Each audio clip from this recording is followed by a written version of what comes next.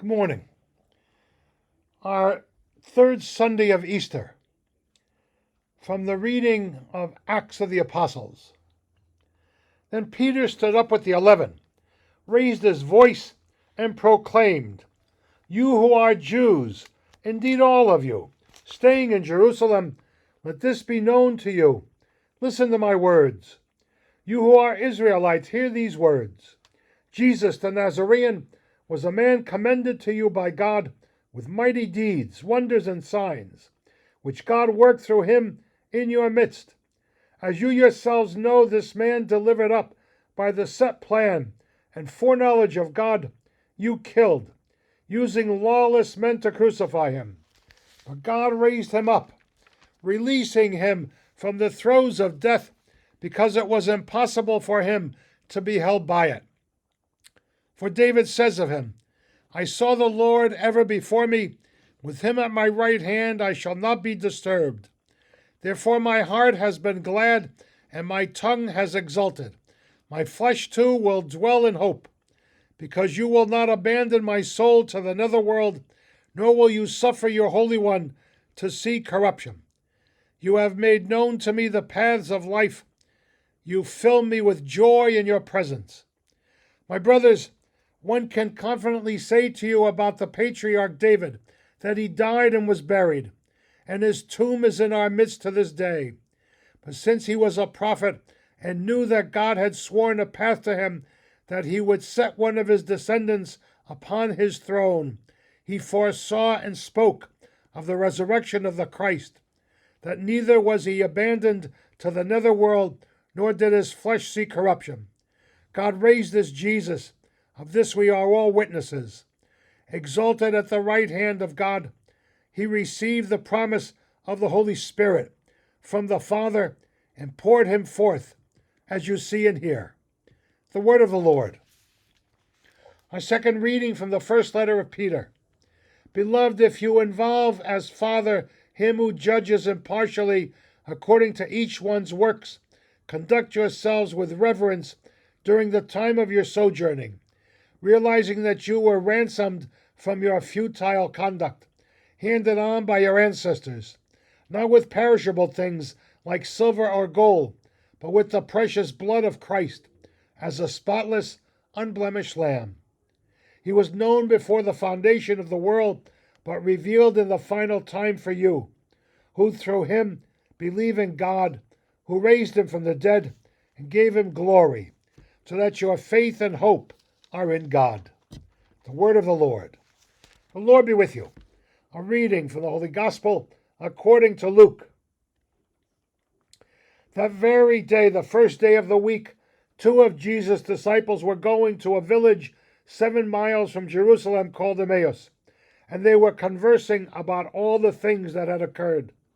And it happened that while they were conversing and debating, Jesus himself drew near and walked with them, but their eyes were prevented from recognizing him. He asked them, What are you discussing as you walk along? They stopped, looking downcast. One of them, named Cleopas, said to him in reply, Are you the only visitor to Jerusalem who does not know of the things that have taken place there in these days? And he replied to them, What sort of things?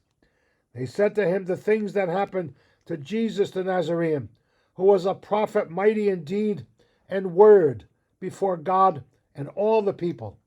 How our chief priests and rulers handed him over to a sentence of death and crucified him. But we were hoping that he would be one to redeem Israel. And besides all this, it is now the third day since this took place. Some women from our group, however, have astounded us. They were at the tomb early in the morning and did not find his body. They came back and reported that they had indeed seen the vision of angels, who else said he was alive. Then some of those with us went to the tomb and found things just as the women had described, but him they did not see. And he said to them, Oh, how foolish you are! How slow of heart to believe all that the prophets spoke! Was it not necessary that the Christ should suffer these things and enter into his glory? Then beginning with Moses and all the prophets, he interpreted to them what referred to him in all the scriptures. As they approached the village to which they were going, he gave the impression that he was going on farther. But they urged him, "Stay with us, for it is nearly evening, and the day is almost over." So he went in to stay with them, and it happened that while he was with them at table, he took bread, said the blessing, broke it, and gave it to them. With that their eyes were opened, and they recognized him, but he vanished from their sight. Then they said to each other, "Were not our hearts burning within us while he spoke to us on the way and opened the scriptures to us?" So they set out at once and returned to Jerusalem, where they found gathered together the 11, and those with them who were saying, "The Lord has truly been raised and has appeared to Simon." Then the two recounted what had taken place on the way and how he was made known to them in the breaking of bread. The Gospel of the Lord. Two people headed 7-mile walk to Emmaus. Only one is mentioned, Cleopas. Why? Because most likely the other disciple was his wife Mary, and she would not have been put into the book.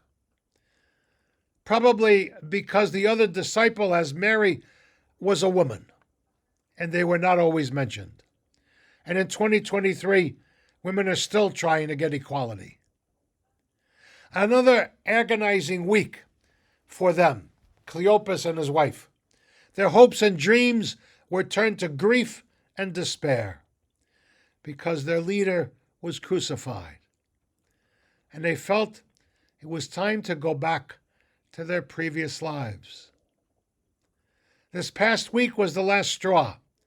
Even when some reported that the tomb was empty, there was no hope because there was no body.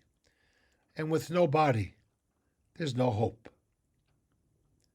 The gospel story, which is unique to Luke, this story, has all the themes of Luke: a journey, a new meal, discipleship, hospitality.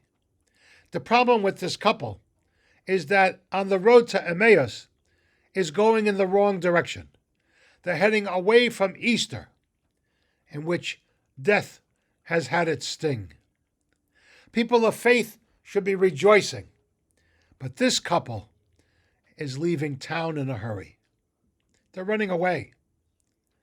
They're so blind that they don't even recognize who Jesus is as he walks alongside them.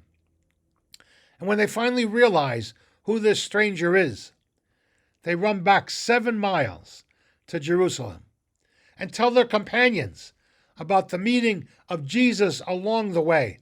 Along the way is a code for a journey of faith. That early Christian church was actually known as followers of the way before it became Christian and before the denominations: Catholic, Presbyterian, Baptist, Lutheran, etc. This encounter with Jesus helped them find their way back and their identity. The Last Supper, Jesus told his disciples that he will not share with them again this bread until the kingdom comes. He shared it that day with those two in Emmaus. That breaking of the bread was a sign the reign of God is now here. When we gather at Eucharist, people, you and I, we do so as broken people, suffering from many problems and the difficulties, personally and with family and friends. The key is that we don't move in the wrong direction, away from Jesus, away from those we love, and away from those who love us. We're called away from grief and despair to move toward joy and renewed hope.